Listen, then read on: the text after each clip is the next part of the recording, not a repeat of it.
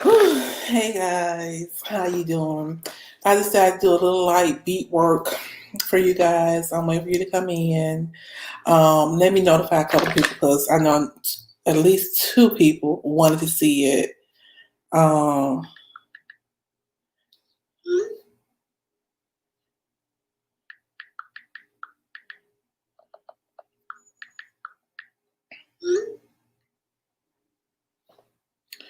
and I want you guys to talk to me today because today was a press. Let me make sure I can see it. Let me go to, okay. One person out here, I need to cut this off. No, let me just make. Can you see me? Can you write something in the comment section if you can? If you can see me, when you come in, please come in the comment section. Let me see if I can see it. Write something in the comment section if you can. Okay. So back to you guys. Not the comment section of Patreon. The comment section, I don't know how it works. I need to ask Rochelle because she did it before, and she was able to comment on it. I don't see.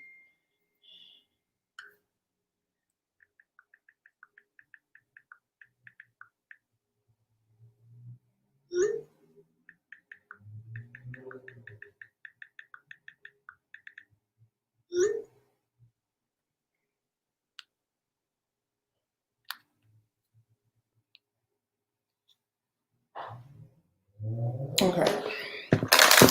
Anywho. Okay. I just want to get straight into it first. We're just gonna ask God to come into this because it's really a heavy subject that we're about to talk about. And I literally spent all night last night trying to get the gist of it, to understand what was going on. When I first saw this story, well, like I said, God come in and help us because it's a hard one. When I first got the story, for some reason, I may not be able to see your comments on StreamYard. Text me if you have anything you want to add, because I am, trying to get all texts, and then my air just came on, so please forgive that. However, it's really sad.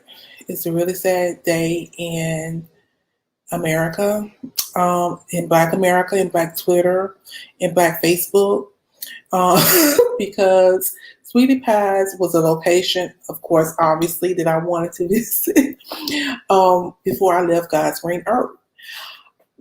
Mrs. Robert Montgomery, she was a pillar of the Black community, and I still do look up to her. Like, I don't have any qualms with her. However, it has been brought to the authorities' attention that her son, Tim Norman, was the one who had her grandson, his brother's son, killed for not even $450,000, which he never received. We'll go more into that story later. It's very problematic to me because it goes back to the whole Black men need therapy thing that we keep trying to overlook and avoid. But Black men are a lot of times in desperate need of therapy. And I feel like his father was killed before he was born. His brother was killed. Some people say he did it. I'm not going to go that far, but his brother was killed. He was incarcerated. So I can really see him having a me against the world mentality. And then his best friend / cousin, first cousin, was killed. So I can really see him having a me against the world mentality. And that's cool if you are not a multimillionaire who is very successful and will inherit something as precious as Sweetie Pies. I watched the show fervently with my mom. I'm so glad she's not here to see this day. I remember his nephew Andre, sweet guy. they brought him in so that he will be saved from, gun violence and be able to make the most of himself. And to see him perish on the show, well, we didn't actually see his murder, but they had so many episodes, like part of the season, not the whole season, after he was murdered, was dedicated to trying to get justice for his murder. Nobody would come forward. Nobody knew who did it. And it was just so many, like I was watching clips last night, and it was just so evident that Tim was guilty in hindsight, looking back on it. Like they were saying something about black men killing black men, and the cameraman, I think he knew because he kept showing Tim. And everybody was on there just boo-hooing, crying. He was a rock. On another clip, he had tears coming out of his eyes when it was about his best friend who was killed 20 years ago, but his nephew that was killed like a couple years ago, he was okay.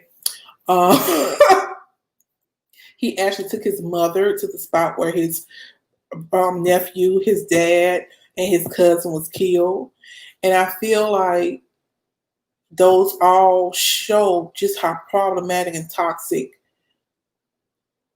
black men being released to society without proper therapy. Like, we're talking about rehabilitation, like giving them jobs, adjusting to society. But I feel like therapy should be mandatory for inmates coming out, especially if the crime was not trying to be funny.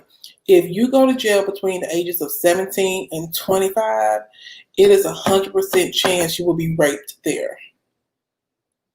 So you have little boys who like little girls who are raped sometimes repeatedly by other men. That's trauma. Then number two, you have little boys who had all their dreams stolen from them, sometimes for stuff that their white or other counterparts do more or more excessively or more violently. It might be their first time, but the white boy's been doing it all their life. They was just in the wrong place, wrong time. The little black boy, they get thrown in prison for 6 years, 10 years. You're 17, 18, 19, 20. You get out, you're 30. We saw how society changed in 4 years with Trump, just to make it clear. Just imagine not just the change, but we can't stay inside for 6 months. We can't put on a mask for 6 months. We can't shut society down for 2 weeks to get this thing under control. And then you put people who are not violent criminals, for most of them. They go to jail for non-violent crimes, most of them. Now, Tim did go to jail for armed robbery. But a lot of these young men, they go to jail for non-violent crimes. They go to jail for being crack addicts. They go to jail for having possession of marijuana, when white boys are getting rich off of marijuana. You see? And so I think that therapy should be every released, I don't want to call them inmate or criminal, but if you're released from a prison facility after having served your time for doing a specific crime, I do believe that you should see, or it should be mandatory that you have at least 6 months of therapy. Therapy is needed. And what I saw with Tim is it was a sense of entitlement. And that's something that always irked me throughout the show. Like, he wanted to have sweetie pies everywhere. And Miss Robbie, in her wisdom, she was saying, honey, calm down. I don't mind you doing this, but we have to be wise about it. And in some of the comments last night, I read, I don't know if this is true or not, y'all can fact check me, but somebody actually said that every sweetie pie is shut down except the original one. And I don't know if that's true or not, like I said, because I can't see comments, but if that is true, that's really, truly sad. Let me see something.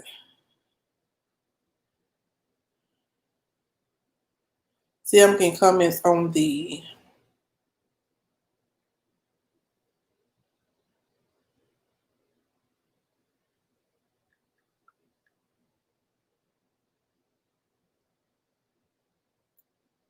My comments are not coming through. So text me if you have a comment. But anywho, I don't know if that's true or not, but I feel like in his mind, he needed to get some money really quick because Miss Robert was not giving up hers to fulfill his dreams. And he saw his nephew as somebody who was expendable. And that's really sad because his nephew was somebody who was really following in his footsteps. And I also, this is me. This is me personally. This is what I feel happened. I feel like his nephew and Miss Robert, his mom, was getting too close. And Tim never thought that he would have to share the Sweetie Pie empire with anyone. Like, he has another cousin or nephew named Charles. But Charles obviously, first, doesn't want the restaurant. And second, he's not a threat. And I feel like he can see Andre in like 10 years kind of sort of becoming a threat. And I feel like because of that and greed, the love of money, and wanting to establish his own kingdom and not having the means to do it, made him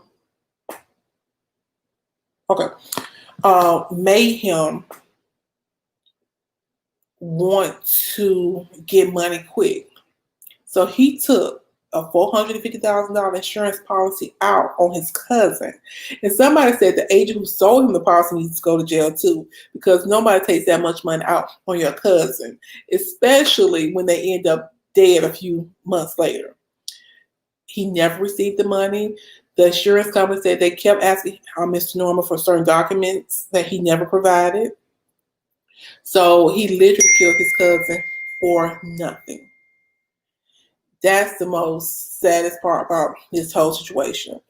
And there, I was going to say the receipts in the documentation that I was reading, the documents that I read, it said that he hired a stripper to set up the cousin. And it's so funny because Miss Robbie said on one of the clips that I was watching last night, she was like, it had to be somebody he knew, because he went out. He got a phone call and they said he got a phone call and he went outside. He wouldn't have went outside for somebody unless he knew him.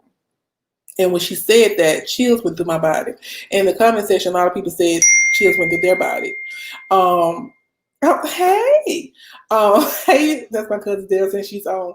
But it's just like, it's so sad. It really and truly is sad.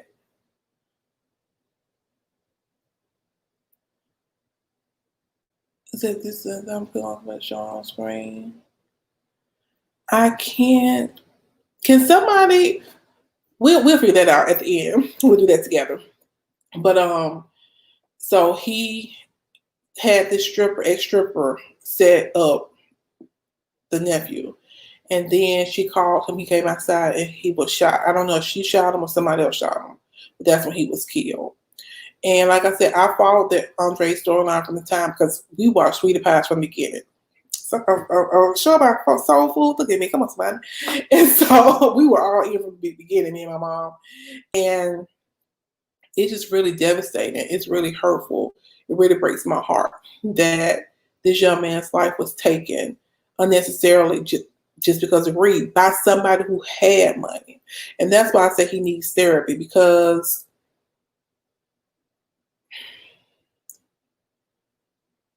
nobody, like, the amount of wickedness and evil you have to have inside of you just to have that mentality.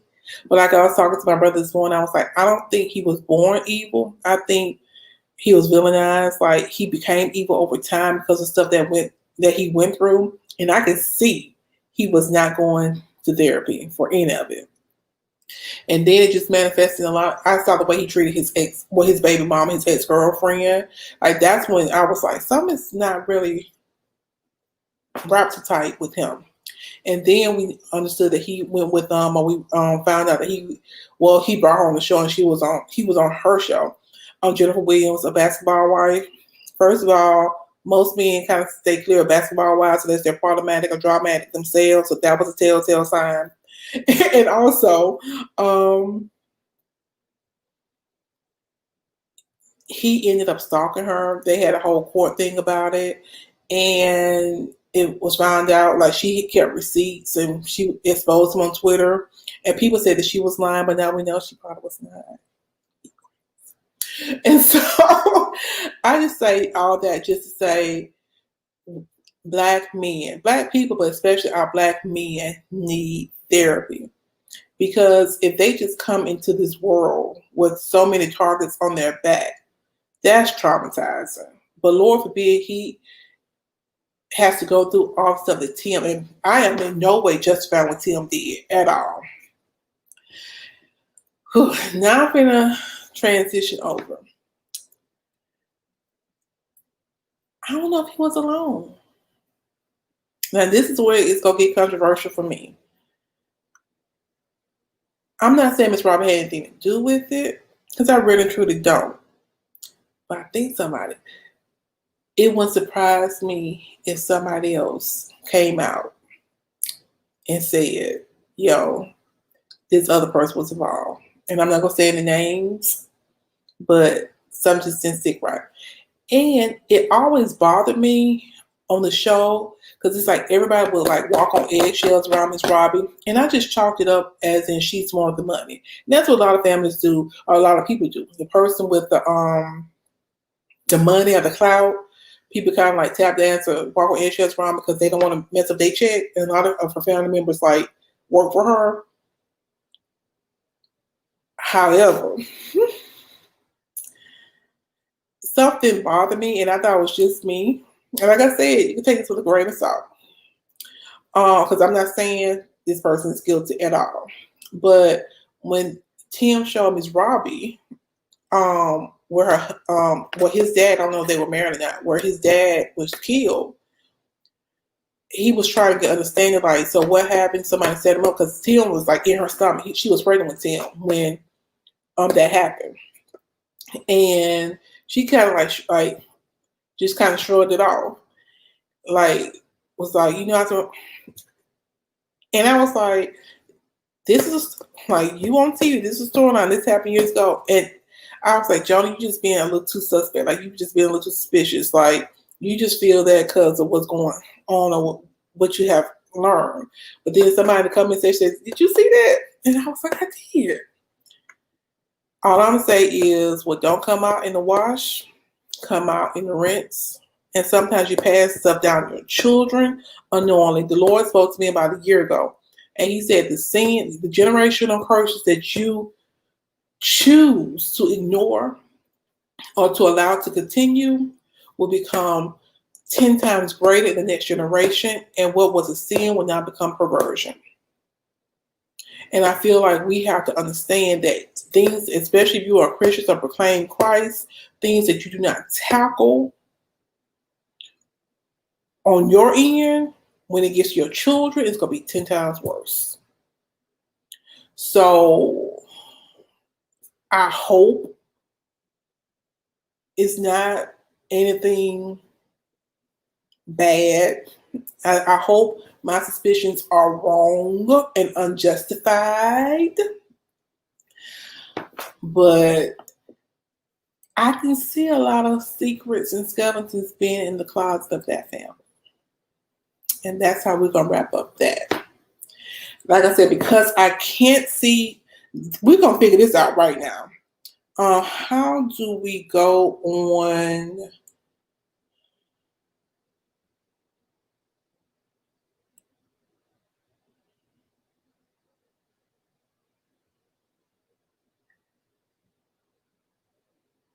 This is what I'm going to do. I am going to later. I'm on StreamYard and I've been to share this. I'm going to invite. I'll copy the clipboard. I'm gonna be out for a second, guys. Email this to myself.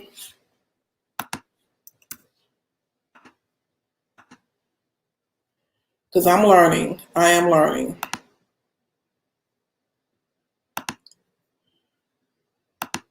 Okay, now I'm about to put, and I'm not going to allow you to come on, but I think this way it will be on.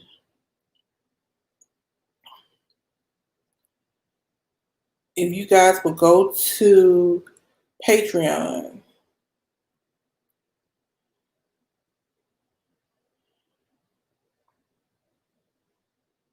back to Patreon. Okay, let me see something.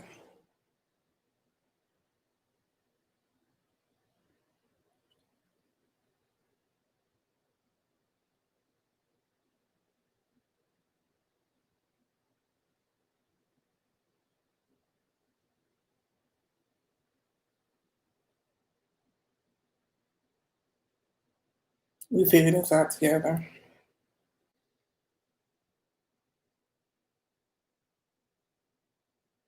Okay.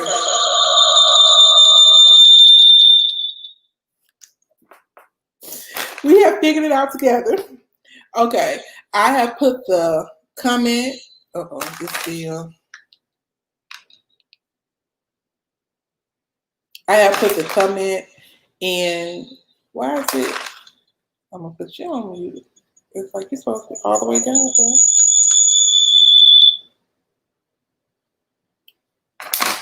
I have put the comment. The link to this on the Patreon, so you can come in and leave a comment. We're gonna try to figure it out, like the feedback. Okay.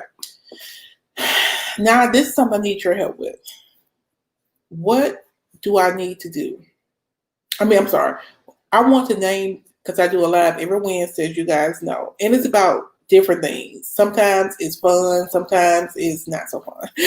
What do you think I should name this segment, this lives I do every Wednesday? Because I can't see your comments. Drop it on the Patreon. I really want to, keep this up. Well, I am keeping this up as long as I have a Patreon. And I want something fun to name this segment. What do you think I should name it? Basically, that's what I'm asking. Drop it in the comment section below. And I'm going to figure out I'm really going to figure out how to do comments. That's what I'm about to focus my time, because most times wherever you comment, it'll show up here. So we're going to get all this worked out before the next broadcast. But thank you guys for being a part of my Patreon. This live is brought to you by my Patreon, by you, my patrons. I do this, like I said, exclusively for you. I enjoy doing it. I know sometimes people have to work like in the daytime, but you can catch it whenever. I want to keep them short and concise, unless, we're really saying something. If I have a guest, of course, it may go a little longer. But I just want to thank my first 3 Patreon members.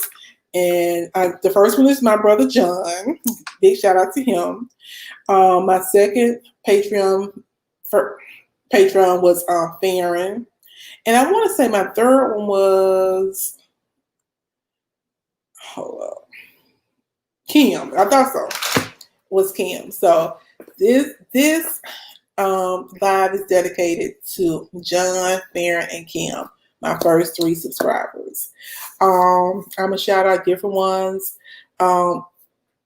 doing different shows, doing different content, different posts. But I just want to say thank you to them. John, of course, is my brother, and I love him dearly. Farron is my best friend. Take that, Antoinette and Tamika. And Kim is somebody who I truly love. I worked for her family years ago. Then I worked with them again. It was my favorite job. Like, if I wasn't doing this, if I just had to do another job for the rest of my life, it would be it. Now, what I was doing prior to the corona paid more than any job I've ever done in my life. But my favorite job, salary aside, was working for Bush Signs. So, and that's a whole, we got time. I got 4 minutes because I try to log off at 2:30. my favorite story of working in Bush Science was that we would send out mailers to different people and we'll put our name on it and say, call and ask for such and such. In my case, ask for Jona. So I was sending out mailers to different people and somebody called asking for me, but I was on the phone. And so I called them back. I think his name was like Robert or something. It was either Robert or John or Will or William. And so I'm a little young black girl. Hey, can I speak to Rob? Who is this? Oh, let me rewind. They answered the phone like this. They say his name was William. I mean Bill. His name was Bill. I just gave the story away already, but they answered the phone like this. Governor William Macy's office. And I said, yes, can I speak to Bill? Who is this? Well, Bill told me to give him a call back at this number. My name is Jona and I work with Bush Signs. Hold, please. You already know who she was. Karen. Came back. Oh, hey, he's expecting you. Hold, please. Well, I was talk to the governor of us. I forgot what. It's like I blocked it all out of my mind because we work with so many politicians. It was normal, but like I never knew who I was calling back ever. And the funny story about working at Bush Science, one time one of my coworkers, she had called out and didn't come to work that day. And so we received this phone call. Shakita was the first person who got the call. And she was like, and I heard her, she was like, hello, Bush Science, may I help you? And she was taking the lady order. And she was like, you want one of the signs? And the lady repeated herself. She said, oh, please. And she transferred it to me. She said, Jona, this is for you. She said, because I can't. She was like dying laughing. Actually, I said, what? She said, the customer. And so I got on the phone. I was like, went through the whole spiel. Yes, you were having your order taken. Shakita had to step out. So what do you want on your signs? She said, well, I'm running for the town whore. So, excuse me, say what now? What? I'm running for the city whore. And I like my signs to say elect, whatever her name was, city whore. And I was like, okay. I was with it. I was with the ish, you know what I'm saying? Because as long as I get my money, I'm good. And she just felt like, she said, Jona, this is me, star. And I was like, boo, so I ain't gonna get commission. Oh, this fake. You lost me some money. I could have been making some money while I'm on this phone call messing with you. But I do want to tell everybody to follow me on Twitter if you can handle it. DEZTINN, TINEE 337, Destiny 337 is Destiny with the Y on Instagram. I'm real on Twitter, so. Also, special announcement just for you guys, where you stay into the end. My podcast, UnApologetik, is coming back September 1st. Major announcements, but I'm not going to say that part yet. But just know it's about to go down. And I think on the first of the month, on every first Wednesday, I'm going to share this with everyone to kind of bring them into us and so they can join with us and have fun with us. But I have to learn how to work the comment section first because I cannot do a live without having comments. So, and I saw people are texting me and are coming on Patreon, so we're going to have to figure that out. I mean, write some of those comments on Patreon, so, because they were just testers. But I love you guys, and I will see you next week. God bless and bye. Thank you so much. Talk to you soon.